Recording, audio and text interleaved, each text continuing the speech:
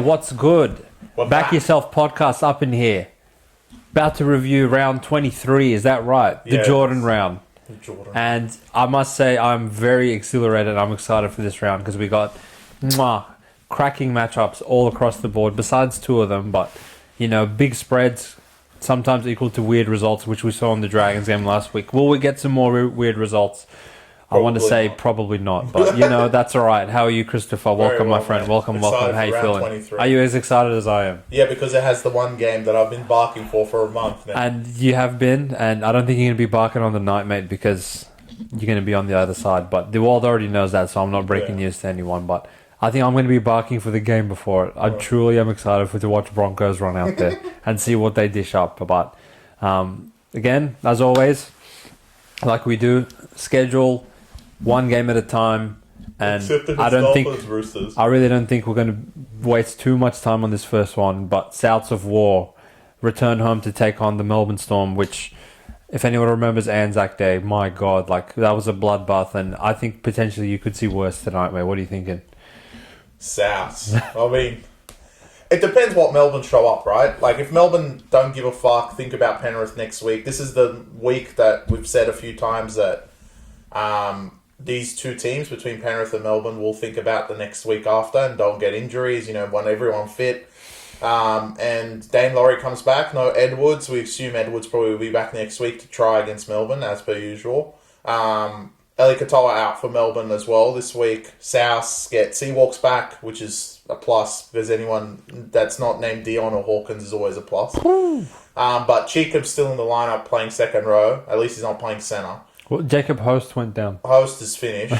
But in my opinion, like I said in the preview as well, a review of last round, I spilt the beans a bit early. Souths are dead. And I think Melbourne are going to put an absolute exhibition on a Thursday night, a public game. And on the look ahead for next week, we have some early mail that it's about 6.5 point underdogs for Melbourne, which is incredible to think that the team coming first is going to be a try given to them in the spread against the Penrith Panthers, where we know how good Penrith are in the big matches, and they've been so good throughout most of the year. So, in terms of the look ahead, Melbourne definitely have bigger fish to fry than South. But because they lost to Dragons last week, I wouldn't be in a position to sit there and take anything with South at all. Knowing that South couldn't score against Sharks, I think they'll score more points against Melbourne, most likely. More than 8, I'm hoping, especially with Seawalks back. And Melbourne, defensively really don't give a fuck against these shit teams, which we saw last week. So, I feel like this is a total points overs. Melbourne might crack 50 again. South's fucking awesome. Well, South's going to go out there and cop 50. Yeah, I think they'll cop 50 again. They're really bad. This is another one of those games where, look, I don't always think when I see a huge line like this that, just don't touch it, the line's too big. Sometimes, as we alluded to last week when we took Knights plus 19, you have to be willing to take the degenerate, and other times, sometimes it's 18 or whatever for a reason, and the underdog is just going to get slaughtered. But I feel like this is one game in the middle where it's a guessing game as to which Melbourne team's going to rock up, and it's probably a 50-50 coin flip in my opinion. I don't think they are going to kill themselves to bounce back off one loss to the Dragons by 2 points when they played atrocious and only lost by 2, knowing that they're going to have a battle of the ages next week at Bluebet Stadium. It really does give a look-ahead spot for Melbourne in this one, and Souths, they're god-awful. So, They're there for the technique, if you told me that Melbourne's not going to fire up for this game, I still would question taking 50. They might cover on accident. So Souths are that bad. Souths are really bad, but again, I really just think Melbourne are concerned with getting out of this game with the 2 points that they didn't get out of the Dragons game with. So I can't lay minus 15 or 16 on the road. Will you think that, do you think Souths could score 3 tries? Yeah. So they would need to get to 40. Which they can. That's why I can't touch it. I think can they score 4 tries? Because obviously we're going to be looking at things in a recency bias, right? So when you look at the Sharks game from last week and you see, South's only scored 6 points, Melbourne can easily get 30. How the fuck is South's going to cover? But obviously, you take out Dion and you replace him with Cody Walker, like that gives South some fucking life of their offense. That okay, like if we get down there, at least this cunt's not going to throw it 5 meters forward, and we might score. And I don't think Melbourne, particularly down Cody Walker's side on the right hand side, Melbourne have shown that they'll concede to anyone on Warbrick's side of the field. So if South's going to score 12 to 16 points, like are Melbourne going to be so adamant to score 40 against them and cover? I think I actually just talked myself into taking South's line, so I'm just going to shut my mouth before I actually end up taking them. Yeah, I don't know about this one. Yeah, on to Friday, mate. Maybe overs. Yeah, probably overs, I think, because South's like... Then I have to take overs with South. They can't score. Just garbage. No, but I'm telling you. With Qatar out, like, Liera playing second row as well, like, that kind of changes a terrible edge even to a more terrible edge. So, I can see the left side scoring some points, but, like... Without Johnson there, they can't even get around them. Yeah, I know. So, like, what's the threat? Like, Warbrick comes in on Tane Mill or whoever's playing centre. Like, he'll probably fucking drop it knowing Tane Mill. So, and there's, like, even Jacob Host has gone down. So, there's no, like, back row, whole running. Cheekham's there. So, yeah, I think you just talked me to Melbourne. South can't even score. Toss a coin at that one. But, again... It's one of the terrible games of the round. It's up there. I think this is bordering unwatchable, in my opinion. No, there's one other one. But I think that one's a bit funnier. Yeah, this one's not even funny. Because I would say, and maybe like I've just jinxed this, but I think South have a 0% probability of winning. They have a 0% probability of winning. If they win, Melbourne, serious warning signs. Yeah. And more important warning signs for Penrith. Yeah, I agree. Because if they're going to lose 3 games in a row, that's nothing Bellamy does. That's not what he does. No, I agree. So we'll get on to a more interesting game, which is the Gold Coast Titans hosting the Sharks at Gold Coast. This game opened at 2, 1.5. No, we actually opened at Gold Coast Underdogs from last week. Yeah, well, of course. Which hurts me. But there is a few injury scares. Obviously, Trindle got injured during the South game, so they may have won the battle but didn't win the war. No having Trindle or Hines or Ronaldo or Hatton-Llewellyn, who also went down, puts the Sharks in a position of being 5-point underdogs on the road to Titans, who are absolutely high-flying at the moment and have won back-to-back games since that absolute demolition of what happened to them at Manly. Last week were very impressive to beat Broncos, but I said this about Dogs, and I was right this time. Obviously, it was just this close away from actually being into fruition of, we can't consider Brisbane as Brisbane anymore, and they're awful, and they quit on... Well, if anyone didn't know they quit against Dogs, well, they showed it when they quit against Titans, right? So, this is not Broncos of old. So, for Titans to put up 46, Dogs put up 41, right? And Titans were at home, Dogs were on the road. Dogs also didn't have Critter. So, like, and what we saw this week is Critter's like 90% of their offense, it seems. Apparently. So, that Titans victory, even though they won 46-18 and they were down 18-10, isn't as impressive as everyone thinks it is. And on the Sharks front, they have a lot to prove. Everyone last week... It is a negative mindset across Cronulla, with Trindle being out as well. And last week, they weren't great offensively and really should have put South much more points on South because South was shit. But that's where I'm kind of skeptical of taking Titans at this price. Obviously, for the premium guys, you're not going to get C2.5 ever again. So you guys should be on that. So that's a much safer bet. But now the line's pushed out 3 more points towards the Sharks' direction. And it's getting to the point that this is a top 4 team, regardless of the players that are out, and Titans really have proven that they've beaten 2 mediocre teams. Dolphins are not the best, and Broncos we know are garbage, especially with Ezra and Haas going down in the second half. So I'm leaning Cronulla. I was from the start actually, but now the points are just a bonus. So. Yeah, I'm really leaning Cronulla in this one because I just think like they've got last month on their mind, and if Cronulla want to prove that they're a top 4 team, they're going to have to win this game with their run left. If they don't win this game, they'll be in free fall as much as the Dolphins are as well, and Titans, well, they'll be 1 win from the 8, which is insane to think, but Yeah, big swing game for the Titans and big swing game for the Sharks. I just think Sharks with the points. I think this is going to be a close one. Maybe total points unders because I think the points will be really high and you're going to get a lot of points. But it's actually a pretty high leverage game for both these clubs, and I think they'll defend really well. I think this is actually with the current spread become a little bit of a head scratcher for me. Obviously, opening with Titans at favoritism and us monitoring that going in their favor right after this previous round commenced and seeing, Titans +2, Pick'em, Titans -2. I was like, all right, we've got to pull the trigger on the -2. So again, shout out to all the boys on Premium. You're getting a good line there. And in the case that Titans win by 4, or even maybe if they win by 6, this closes at 6.5. Seems like a lot of public steam's coming on them. Everyone wants to be on them after the last couple of weeks, which, look, it's fantastic that they can go and score 38 points in sequence in the second half to put Broncos away. It's great that they can score 20 points in a row in the second half to put Dolphins away, but really leaves me kind of wondering, why the fuck are you down 18-10 to Brisbane in the first place? Why are you down 14-0? And 2 Bostock no tries later, that could easily have been 24-0, and then no one would blink at Titans because they would have fucking got killed by Dolphins at that stage. So are they really a team I want to be laying 6 points with against Sharks? Probably not. 2, I'm happy to do that in Gold Coast, knowing that Sharks down Ronaldo, down Nico Hines, and down Trindle now. I think the onus of the kicking game is really going to fall on Atkinson's shoulders, and I really don't see him as that sort of caliber of a half that can dictate the whole game in that way. Can Sharks still score?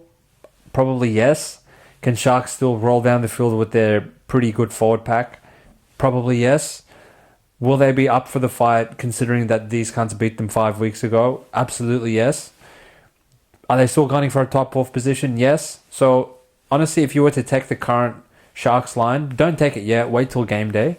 But if you're going to take +5, +6, as my partner over here is thinking of doing, I really can't blame you for that one. But Titans realistically should win this game at home. But what I'm getting infamous for saying on a week-to-week basis with these cunts is when they should win, normally that's when the question marks are raising in my brain of how are they going to fuck this up? So last week, I think we were especially me, I was the dumb cunt that was going on about how Broncos are pretty short being 4.5 against them. Fair enough, Titans got us there, but it's a 10-point swing, right? Yeah, this will be a huge reflection of what the Titans have become under Des Hasler. That, all right, you ambushed Brisbane once, Haas and Mam went down, and they were just in a free fall from that stage forward.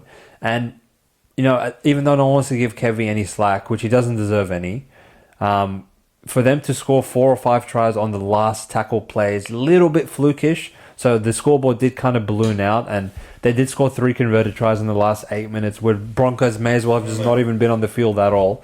I really don't think Sharks are going to give them that much of a freeway to their try line. So when Titans get in a dogfight, and if they fall down 14-0 to the Sharks team, they're not coming back and beating them. So these cunts need to wake up. And if, again, I feel like I said this 5 weeks ago, they've had some fantasy dream of making the 8, but apparently it's fucking becoming a reality because all the teams around them keep losing, and Titans are the only consistent idiots that keep winning every week. So if you're going to keep winning every week, make it one more for the sake of premium, and for all I care, you can win by 3. But if they lose to Cronulla, then I'm going to come on to really scream at these cunts in the review. I wouldn't be surprised. I think Brayley going into halfback means offensively awful, and kicking game awful, but defensively, where the Titans have been great is in the 10, long range tries.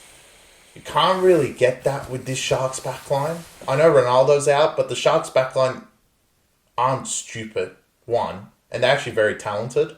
So getting around Cronulla isn't going to be getting around fucking Karapati and co and Oates and stuff. So it's going to be a little bit more difficult at that, and I can't see Titans rolling through the middle of the park. And, no, they won't. I just think the Sharks pack has a lot to prove as well, because this fixture actually, within 10 minutes, Titans were up 12-0, and pretty much Sharks never came back. Talakai got sin bin, and it was just an uphill climb. So I think it's a bit different in this case when you're an underdog and compared to when you're a favourite. So yeah, we'll have to see how it goes. It's one of the interesting matches of the round. Very interested by this one. We'll have to see how it all goes. But for the premium guys, hopefully they win by 3 for you. Yeah. On onto the game that really doesn't matter. Yeah. A game that, honestly, who gives a fuck? But the schedule makers, to be honest, what they would have thought is a full-strength South versus a full-strength Penrith, Melbourne, and then a full-strength Para versus a full-strength Penrith, which always is going to be like a big spectacle. For sure. Little did they know that these two cunts are going to be at the bottom of the ladder. Like, you don't account for that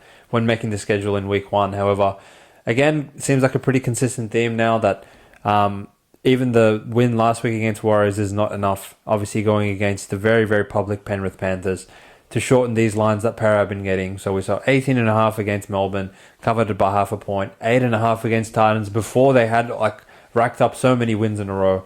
Now, what did they close at last week? 15, 14 against Warriors who can't score, as Chris has famously been quoted many times saying. Don't worry, I reckon they'll score this week, but we'll get there. Now, a spread of 16.5 against the Penrith Panthers at Bankwest Stadium, where Para generally do play a bit better footy, coming off maybe a little bit of confidence off last week's win, but in my opinion, the confidence is going to be taken come game day. As soon as they kick that ball off, I think it's going to be one-way traffic. I don't think Penrith are going to fuck around like they did against Newcastle.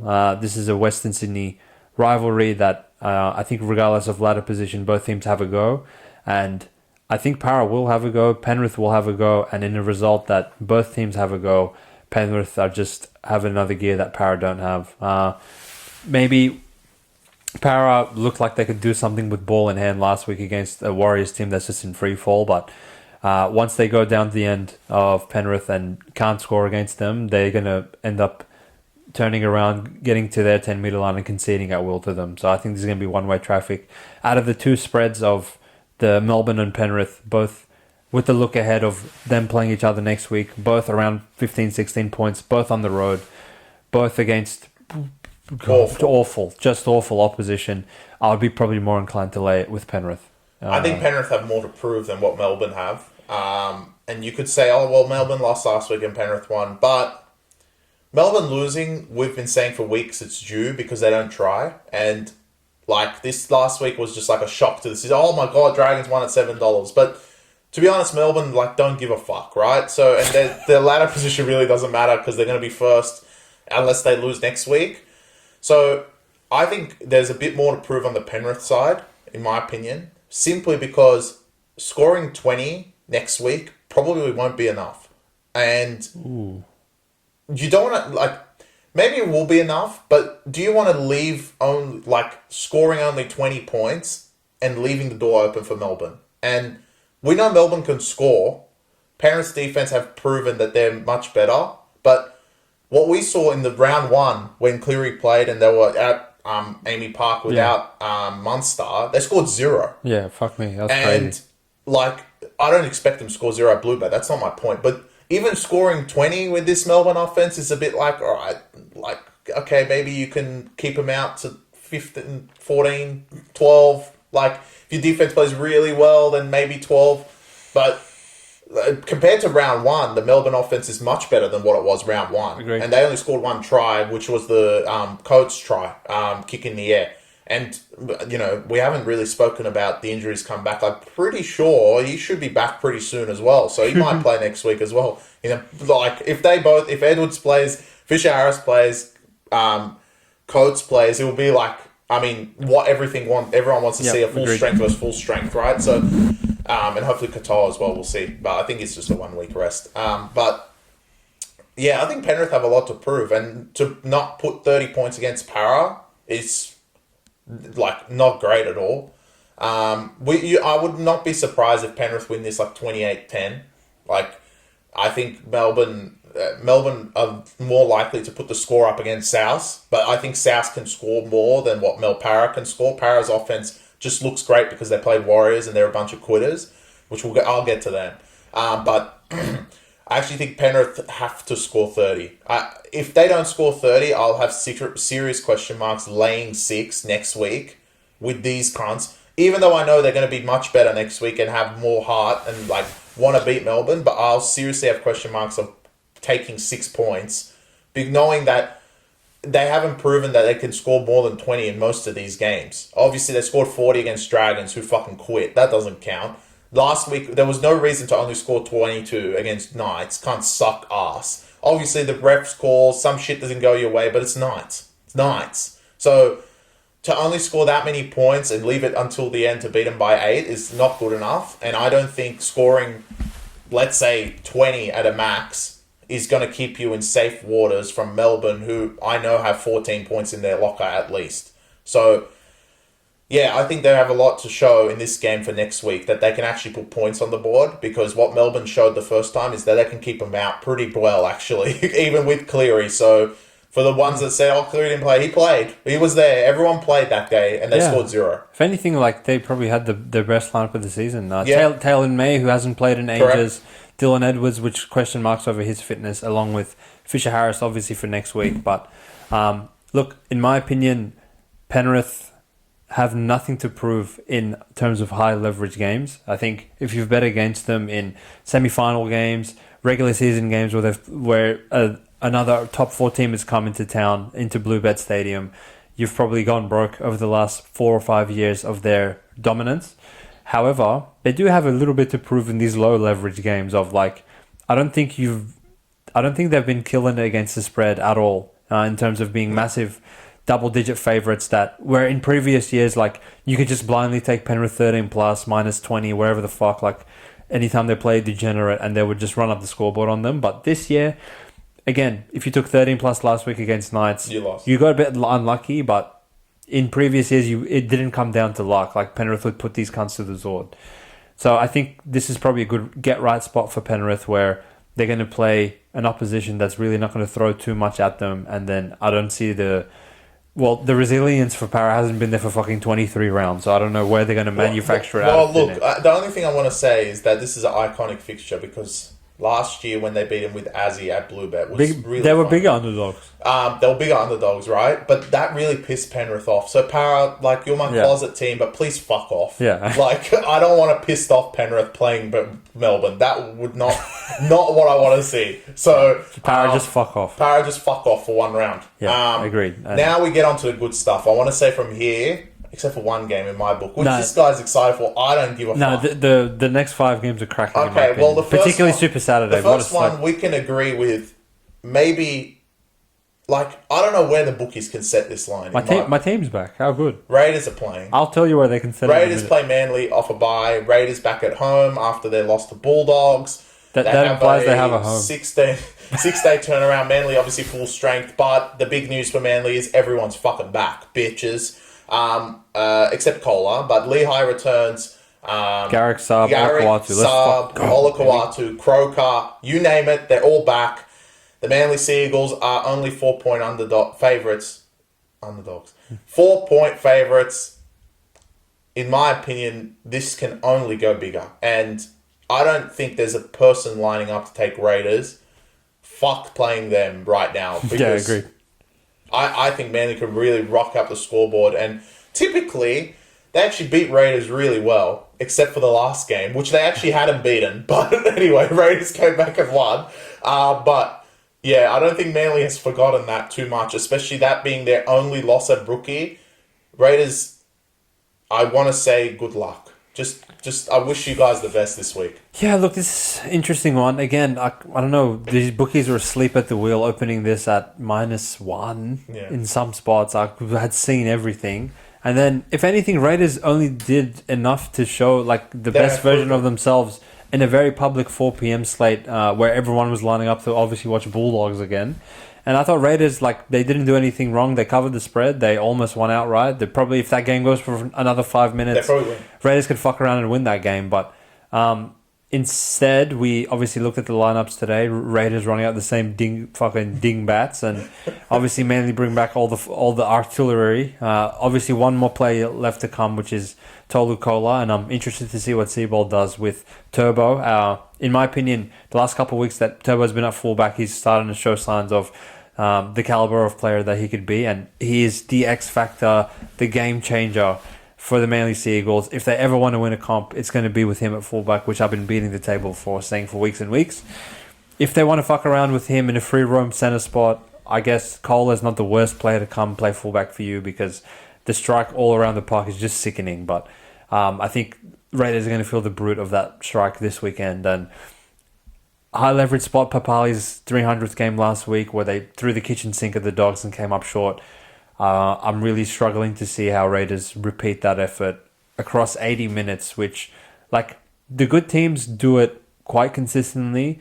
The shit teams, you're lucky to get a true 80-minute performance out of them once a month, let alone an 80-minute performance that they end up losing by the skin of their teeth at the end.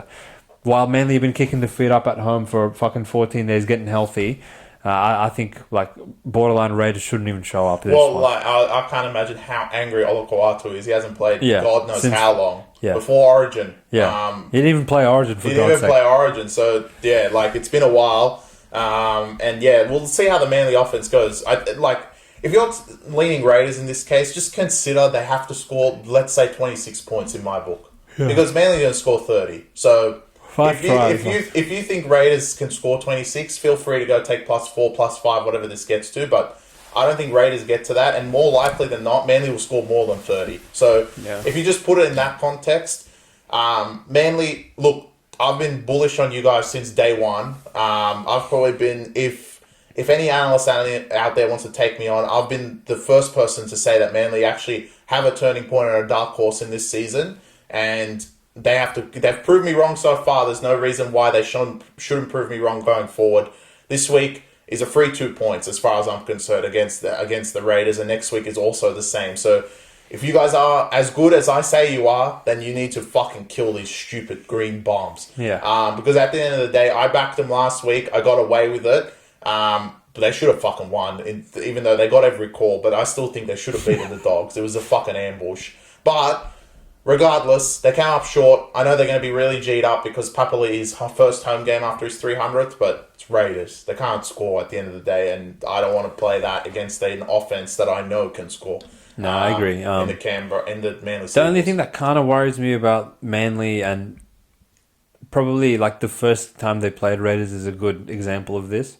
Chris, you were saying like you can't have to at least score 26 to be in the Raiders. Well, like, they actually did score 26 the first time. That's what I'm saying. Right? They did score 26. So, like, I guess you could never really rule out Manly blowing some stupid game because intrinsically, in their heart of hearts, they're not an amazing defensive unit. But, you know, sometimes when you possess the attacking firepower that these guys have, you don't have to be a good defensive unit. And if they're going to put 34 on the board and Raiders are only going to score 24, which... Raiders are not some fucking some gods themselves. Then like Raiders are not going to come close to covering in that situation. So, I guess what my takeaway is that this basically boils down to what fucking variation of Manly come into town. If they're fat and happy and they're just still going to be lackadaisical coming off their bye, then Raiders can fuck around and get a result against them. But if Manly are what Chris has been saying they are, the Seabold's going to get them ready. And they're going to go put a big performance in, and I would really struggle to see Raiders, one, winning, get that out of your mind, and two, even covering, like, I think it's a bit too far. And look, if you guys aren't already on it, Premium got it on a bit early, like, I can only see this line going one direction, and that's, like, in Manly's direction. I'm not quite sure if... Can it get to 6? You could make it 6. I think it can. Based on how Raiders played last couple of weeks, but I would have this at 6. I think Raiders are fucking going to get killed. Personally, well, we're on the same side on this one, and I hope we're on the same side on the next one. Because speaking of getting killed, I think like obviously when again schedule makers had this round, they must have circled this specific round 23 to put let's put all the GOAT fixtures next to each other. But little did they know that I guess back then they didn't have a crystal ball and seeing the quitters themselves, the Brisbane Broncos, which feels weird putting that in the same sentence. Still, maybe I'm still living in the past of the grand final of last season, but. Official confirmation, no Payne Haas, no Ezra Mann for the rest of the season, but let's be honest, we already knew that. And the Cowboys pretty much running out the same 17 rats as every other week, which is great.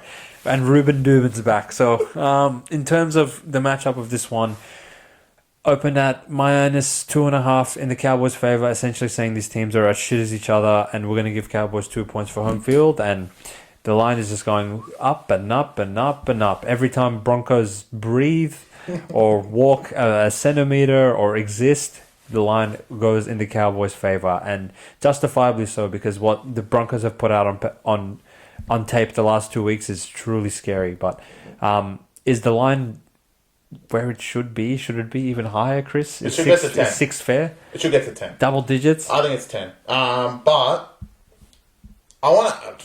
Yeah, sound deal. Nah, I was going to. But we've been saying it, I want to say, for 3 years. And everyone can't go back 3 years because this podcast hasn't existed. But between us, the leadership of the Broncos, their free fall collapse 2 years ago was the leadership of the Broncos being idiots.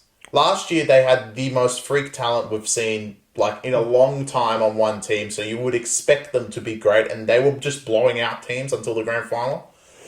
And this year, again, the leadership, in my opinion, has let them down. And I think it's a consensus that this week in particular, they have been revolving around the news of how bad Kevy Reynolds have been leadership-wise. And why their season... Because the explanation of their season isn't, they weren't talented enough this year, or Kevy didn't have the tools to work with. No, he didn't. They were too injured. Really, they weren't. There was a lot of parts of the season that they weren't injured. And, okay, Reynolds was out for an extensive period of time, but the rest of the team's still fucking gone. And you shouldn't be losing these stupid games.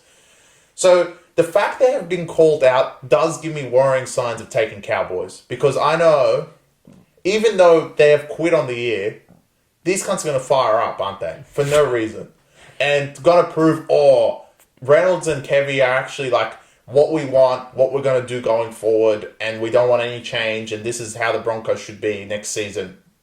So, even this week, I don't know if you read some of the posts, they're going to sign Toby Sexton as a succession plan for Reynolds, which I've seen everything, right? So, they're all talking about the future, because obviously their season's done, but to lay 10 points with the idiots that are Cowboys is not my book. And the Cowboys, they may have covered last week by a few points, a try, but the tries they were letting in against 12 players seriously concerns me. And, okay, you can see the Broncos defense seriously concerned the world, but if you look at if you watch every single game like we do, the defense of the Cowboys in that last, that 20 minutes after Olam sin bin was atrocious. Yeah. Against 12. Jareen Buller looked like fucking Billy Slater. And so... Look, if they're going to defend like that, then God help them. What he's going to do? Because I said it last time, Walsh's season's actually been pretty good so far, and he's been helping their offense like no other, because their offense has been awful. If they're just going to let him run around and fucking run a shit show against these cunts, then less likely Brisbane will beat him again, because as per usual, Cowboys being idiots. But if I was sitting there as a bookmaker and said what the line should be, I'd be like, Broncos should be 10, because they're shit. And they have been shit the whole year and proved nothing. But now everyone is really saying, alright, these cunts suck ass. Let's not take them. There will be a pullback point, and I think it's at 10. Well, the interesting thing is, the world knows their shit. No one wants to borrow them. We've finally come around to their shit. And... No one's addressed. No one has actually really gotten this number to the right amount of how bad Broncos actually are. Which, to your Chris's points of why he would consider Brisbane a threat in this game of covering the spread, that is completely correct. And all those factors are in play. Reynolds is a champion of the sport. Kevy Walters has won 6-7 premierships as a player, and he's done a lot of good things for this club, turning them around from wooden spoon candidates. They still have the Queensland fullback who manufactured 12 points out of thin air last week. They still have Adam Reynolds on the pitch, which I feel like everyone after the Knights game was saying, the saviour's back, and now they're saying we need Toby Sexton instead of him. I've seen everything with you guys. Still have Stags, still have the ability to score points, but the number's wrong, because the number has not truly accounted for the fact that these cunts have mailed in the season. And when a team has just made the decision that, if they're going to run at us hard, we don't really want to get in the trenches and tackle them. If we have to just fucking defend our defend our try line for more than one set at a time, now all good, just give them 6 points.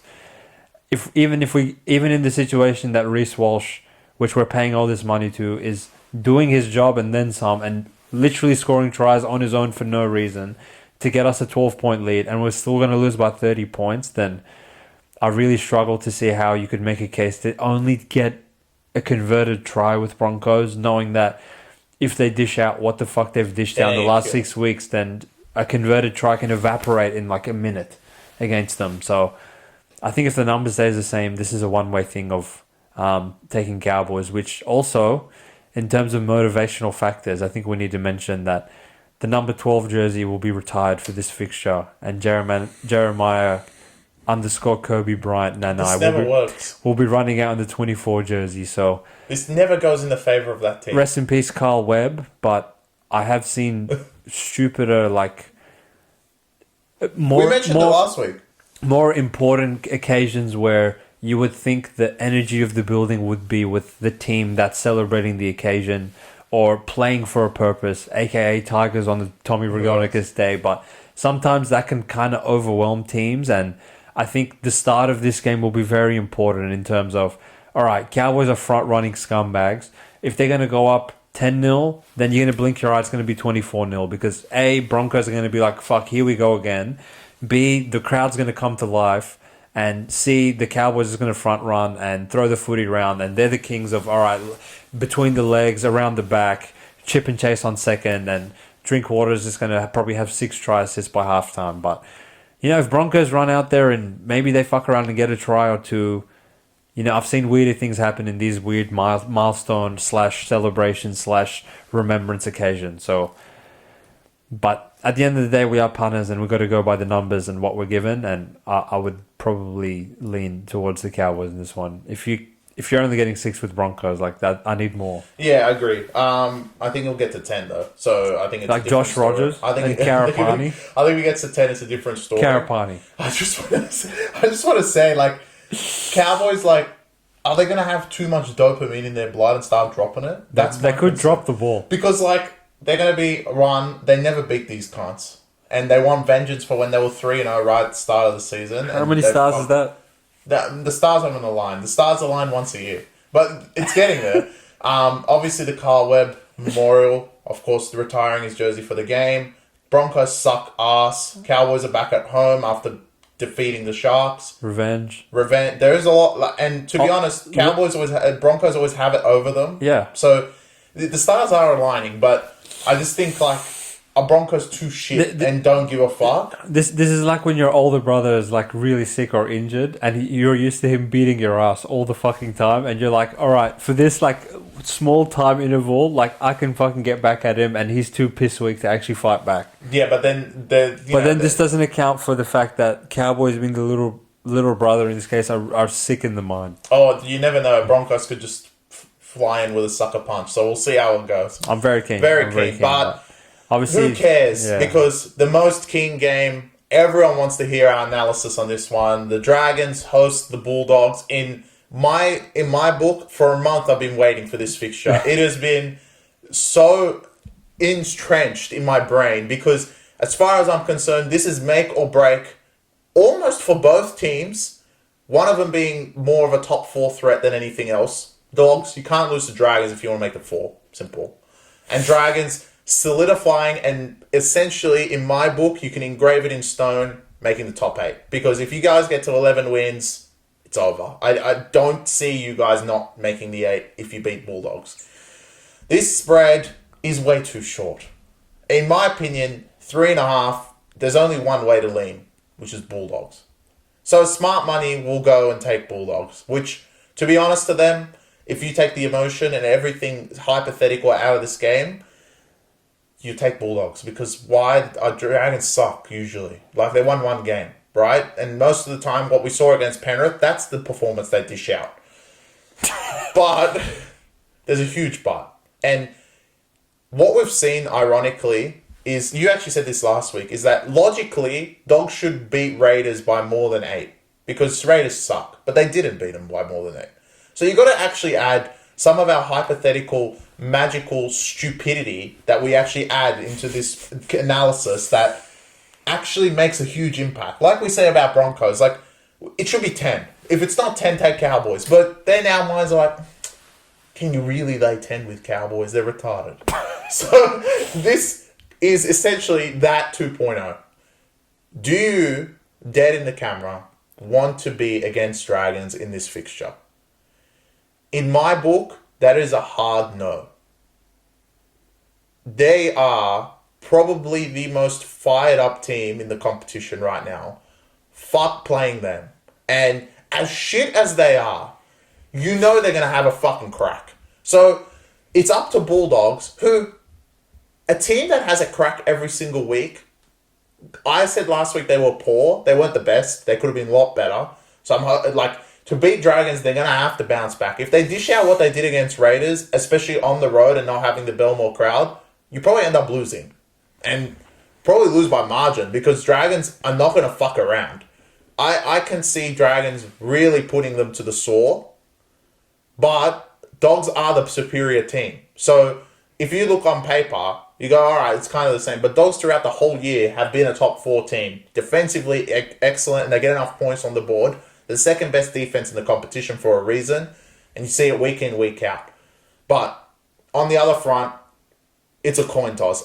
If Dragons show up and Dogs aren't ready, Dragons can easily win this game. And I will come on the podcast and yell at every single one of you Dogs fans for the hype, the publicity, the amount of advertisements, everyone on NRL 316 jerking themselves off to Bulldogs. For Dragons to be on the same wins as you cunts, it actually needs, you guys need to be fucking silenced, because Dragons on paper are considerably worse. If Serralo had to work with this, they would not be on 11 wins. You maybe be 8, maybe 7, but for Flanagan to get this team to 11 wins is something like a miracle, because they are fucking garbage. But I wouldn't want to be against them in this fixture. Mate, it's one hell of a game, as you alluded to, and obviously, as always, we have to shout out the Zero Frost brothers. Yes, I forgot to say that. But there's a bit more energy in the building for your team this week, because you're not 19-point underdogs this week. You're only 2. So the bookies obviously still leaning in the favour of the Bulldogs, probably getting $1.70 head-to-head on them. Right. Which, you know, I would want to assume that had Dragons not made the big statement by winning at Melbourne last week, that this would probably be closer to 5.5 as opposed to 2.5. But, you know, Dragons earned everything that they got last week. So in terms of that, I think a spread of 2.5 is pretty fair. But I think there's going to be an ambush in this game, and it's going to come in a red and white wave. Wow. Yeah, I've really come around on these boys. To hear actually Chris say out loud that they have 11 wins really does not register in my brain. In my brain, like, Dragons are 7-13 or something, but they're not. They have 11 wins, and well, they have 10. This would they're gonna get their 11th win come Saturday night, because look, the Dogs, it was a little bit of a blip in the radar what they did at Suncorp, and it's not really a blip in the radar in terms of what the Broncos have dished out week after week, and these cunts just concede 40 points to anyone. Yeah. And my question and my assumption going into that Raiders game was, all right, Serraldo's come out in the press conference and said that they want to approach the game similarly, play style wise, to what they did in the Broncos game, in terms of shifting the ball, playing expansive, having second phase play, kicking early, all this bullshit, right? And Ricky Stewart said, oh, okay, all good. I'm just going to prepare my team, and we're going to look for that next week. So the game before the Broncos one, you scored 3 tries off kicks against Cowboys, none through the hands. Then you go play Raiders.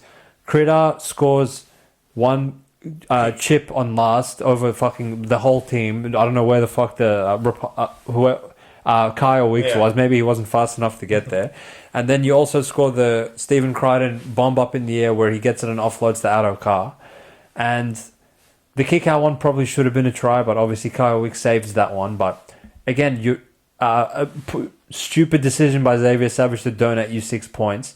So I'm not really that confident in your attack that I was 7 days ago to think that you can just go throw the footy around against such a fucking fired up Dragons team, that this will be a kitchen sink game for them, both ends of the ball, attacking wise, defensive wise. I know, like, Dragons, for as talent devoid as they are, I recognize that they're a team that can go out there and just give incredible line speed and effort in the middle of the pitch for a prolonged period of time. And I think, like, Shane Flanagan will be in the ears of his forwards this whole week and being like, all right, this game rests on the shoulder of you pricks. If you can hang in there with this Dogs forward pack, because we know that they're going to come for the majority of this game, with our crowd and with our ability to score points, we can hang in and we can fucking see what happens by the end of this game. And I think Benny Hunt, I'm going to need you to step up in this one big time, mate, because we saw you had your worst performance of the season against Penrith, and that coincided with a 40-point drubbing.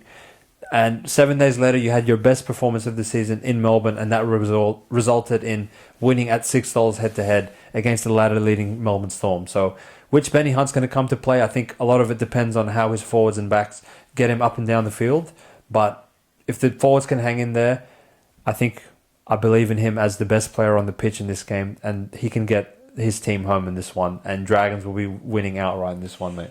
Well, hopefully, mate. We actually agreed on all the games on Saturday, which is the main games of this round, to be honest, all the Saturday games. And I was actually going to mention, if Ben Hunt is the best player on the pitch and plays the best that he can, then he will be the best player on the pitch, and they probably win this game. Agreed. And look, as far as I'm concerned, I said at the start, Dragons win this. They get to 11 wins, level with Dogs, and Dogs are in the 8, so why can't you put Dragons in there? And Dragons probably have a softer draw than what Dogs have compared to the end of the season. So you put the Dragons into the 8, huge game, saying it for a month. Dragons ended up getting the bonus win against the Melbourne Storm, and can they get one more? And, they would actually be 3 wins of their last 4 games other than that awful loss against Penrith, which...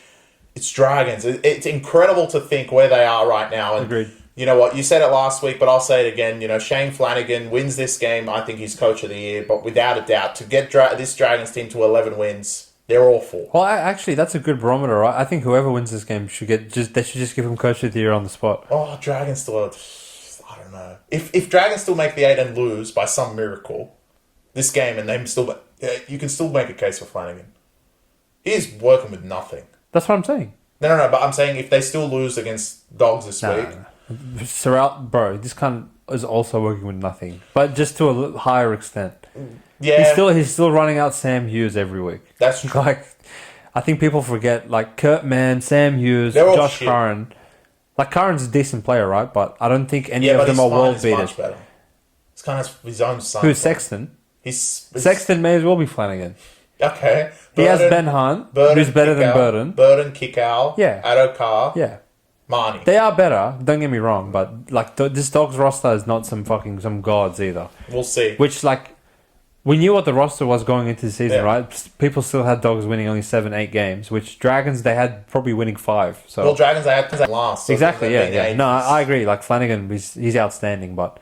If Dogs get out of this one with a win, you'd think they'd probably win a couple more, and then make the top if they end up with 14 wins, it's going to be a bit hard to absolve them of that honor. But obviously, that's a Super Saturday slate. Which game would you say you're the most keen for out of the 3? I'm going Broncos. We could see anything. Yeah, we could. I'm actually shaking at the bit. Well, it's not to stay away from I don't want to watch Man. I get.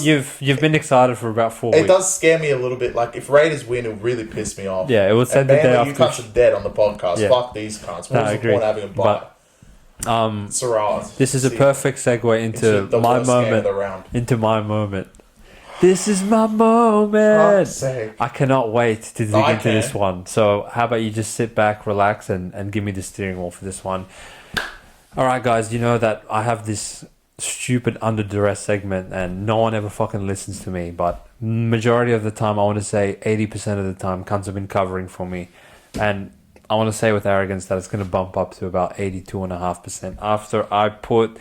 the New Zealand Warriors under duress at plus 7.5 points in this one. Wow, where did the time go? I feel 12 months ago I saw you guys with a chance to go to the big dance with Sean Johnson on top of the world, and now he has announced his retirement as of yesterday morning. To be honest, if I had to play and see 30-4 on the scoreboard to Parramatta, I would also probably announce my retirement. But 14 years of service for this great man, and 14 years of memories of what he's done with the footy. And even though the Warriors probably deep down know that their season is done and dusted, I still have enough respect for Andrew Webster and the culture that they have built for this club that they can go to Redcliffe at $3.20 against a team that literally you may as well just give 30 points to their opposition every week because they just concede to anybody at will. And now they're expected to cover a spread of 8 points, and no one wants a bar of Warriors, even though their roster is not so far removed as to how much success they had last season.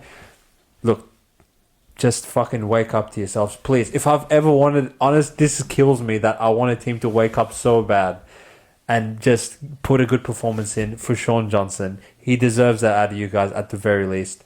And do not go to Redcliffe and lose by more than 8. Otherwise, like, it will be scary hours for what I have to say for you pricks in the review. But Warriors, +8 under Duress. Let's go, boys. I'm confident. I think you'll win outright, but the points are at a premium. Let's go. Good luck, man. Thank you, my boy. You're the only one on this. I think they're going to fucking quit. Like... The look, Waz, mate. The fucking Waz. The Waz, look, the Waz suck. The Nas. Let's just put it the way it is. And you said you're going to concede 30 to... The Dolphins are going to let them score 30. Who's to say Dolphins won't score 40? I mean, they let Parra score 30. Parra good. Parra good. Parra shit. And there is... The club, in my opinion, like... They're ready to ship everyone out and start again. And Sean Johnson coming out this week and saying I'm retiring. You know what? I'm not going to say anything about him because he's had a great career, 14 years, and put the magical feet all over everywhere he played really. But I think with him and Adam Fanua-Blake pretty much half out the door and basically saying, "Can I go play for Sharks now?" I cannot see why they are in the position of not quitting and Broncos are, because in my opinion, the Wars are dead. The Wars are finished. And next year doesn't look any better. I mean, just have to start Chansey, Tamara Martin, Chanel Harris-Tavita, and Egan as your spine. It may as well be you may as well not even fucking start the season with that spine. I mean, awful. And then, obviously, you get Fisher Harris, but at this moment in time, Adam Fanua-Blake is much better than him, and he has played to the best of his abilities every single game, seems to score every fucking game for you pricks. And to not have your captain, Tohu Harris, there is really no reason to go there and fire up. Kosi's back in, as far as I'm concerned, the liability on the field. Kosi's good. Roger Tuivasa-Sheck has now been shipped around back to centre, which hurts me. So next week might be the one who plays front row. Maybe. D-Walks is playing lock. Dolphins are not world beaters, I agree, but they get a longer rest. They honestly get a game that everyone comes out of saying, respecting what they're doing, especially through Wayne, because a Roosters team with Manu is scary for a lot of teams and pretty much everyone in the competition. So to show what they did, the resolve that they had, did it take a lot out of them? It might have, but Dolphins, the flight might have too, but Dolphins, like, they already played their 5-day turnaround going there and they covered it. So what makes them to say on a 9-day turnaround they're not going to come home and cover it, especially being at Suncorp against a team that, after losing to Parra, they're like, all right, let's pack up our bags, go all the way to Redcliffe and have to play these guys knowing that SJ isn't going to play past the next couple games. I'm not saying that there won't be a game that Warriors will not fire up for him. I'm sure they will, but I just don't think it's this one. And because of that stupid extra point they have, mathematically, they still have a chance, even though their draw is absolutely awful. But to be honest, I can't see a world that they cover 7.5. I think this should be 10. Dolphins, they're not great, and I know that 10 points with laying with Dolphins is a lot, but I just think Warriors are fucking finished. And last week, to not cover, not even be close, and the arrogance of you pricks scoring those stupid tries at the end and thinking you won the comp, what the fuck was that achieving? You literally lost to Parra, you shit cunts. And Parra did not win a road game all year, and you let them lead 30-4. I can't see a recovery from that. It might, if it's that much of a miraculous turnaround that they come out and win, then Dolphins, you can't. What was the point of winning any of those games at the start of the season?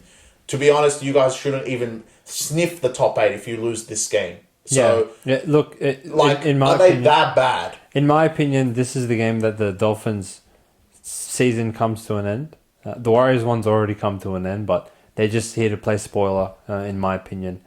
Dolphins, they just, honestly, they can't defend anything, and I think what Warriors need is a piggyback on that end of the field at this stage of their inability to score points. But I think like they still burst the forward pack with rep players all over the pitch, and I don't think you can say that about Dolphins running out Pangai and one hamstring. So I'll take my chances on the Wars. If they quit on me, then I will quit on them for the rest of the season. But I think at this stage, I don't think Para got a road win last week, because that would imply that New Zealand's a home field advantage for these idiots, which they barely win any games there, and let alone cover any line. They just can't. It's coming later. I actually would rather they should do the COVID relocations to go play at Redcliffe for the rest of the season, the imbeciles.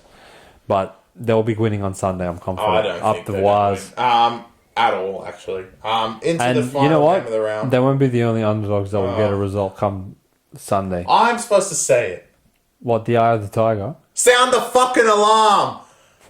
We can start it off straight away. The West Tigers will beat the Newcastle Knights. Knights, I said it about Warriors. Knights are in that fucking spread. They're fucking quitters at the end of the day. And they can't score. They have the worst offense of the competition. That's right. Worse than Tigers, worse than Para, worse than fucking South, and worse than the cunts that can't even score Warriors. And they're 10-point favourites at home. 10 points! That is a lot of fucking points to lay with Knights. I'm nowhere near taking that. I'm going to take the Tigers straight up. I've taken them a lot of times in upset alert. They haven't really hit too many times for me, but I'm confident this time. They have Aiden Caesar back. They have Dewey back. They actually look much, much better than they did last week. They have the longest turnaround out of any team, and I'm sure that Penrith game against Newcastle took a lot out of Newcastle. Even though they kept it tight as much as they can, this is usually what Newcastle do. They keep it tight against Penrith and then quit the week after. Go look at their recent results when they've played Penrith the week before. They come out and fucking quit. They still have the same garbage. Phoenix Crossland apparently showed Adam O'Brien enough to keep him there, the piece of waste. And Fletcher Sharp's playing wing. God help them. I'll happily take the Tigers. Straight up, 10 points. You name it. Whatever you want. Take the Tigers in this one. They're going to win this game. Let's go, brother. I'm bloody keen. Yeah. There's really not much else I can say based on Chris's explanation. Knights can't score. Check. Knights cover a 20-point line against the top two team the previous week and then play an inbred the following week. Check. Fletcher Sharp's playing wing. Check. And Adam O'Brien kept his brand new Halfsbury. Check. So it's got ambush written all over it, in my opinion. So I think, like you more so alluded to, what Knights shouldn't be able to physically be priced at $1.25 or $1.30 or -10 against anyone. But what are you seeing on the Tigers side of things that makes you like them a little bit more in this situation? From the Tigers side, obviously the spine returning. They've, as bad as the Tigers season's been, they're four of their 5 wins. I think they're 5 wins. Yeah. No, all 5 of their wins has been with the spine. And Caesar coming back, he's not a world beater, I get it. But for this team, he is. And he actually helps them a lot. And the one player that actually has been pretty good with his ACL return, which is surprising with the amount of injuries Dewey has had, he's actually been very good at center. He likes to get in and get the ball, have touches on the ball, which helps Galvin and helps Caesar and helps Coruscant, because they don't really have that creative player or second rower anywhere, and he kind of helps a lot. Papali is also playing much, much better at lock, and he's looking at early Penrith form, of course. The back line obviously still has question marks. All of not being there is kind of annoying, but the Knights back line isn't world beaters either. It's not like they have Bradman Best. It's not like they have... Isn't he playing? It's not like they have Adari Chihuahua. It's Fletcher Sharp and Dylan Lucas. Garbage. I still think the Tigers lose the forwards a little bit. The Knights pack has been pretty good most of the year, and that's why they can, they've done well against Penrith. They've actually covered both games against Penrith, which is insane. And Melbourne, which it's not. But I just think against these shit teams, they're just type of team to put a shit performance in. And this one, in my opinion, will be the nail in their coffin of their season. It will be officially over for the Newcastle Knights, and the Tigers will level it with Para again, which these two seem inseparable at the moment of who's going to come last. Obviously, Tigers have 70 points differential to make up, but that's not going to happen in this game. Yeah. I'm very excited for the spine being back. And Tigers overall haven't quit most of the year, and I don't see them fucking quitting tonight. Can't suck. No, I agree with you. Really wouldn't make sense for Tigers to quit off a 10-day turnaround, which, as you said, longest turnaround out of any team from the previous round.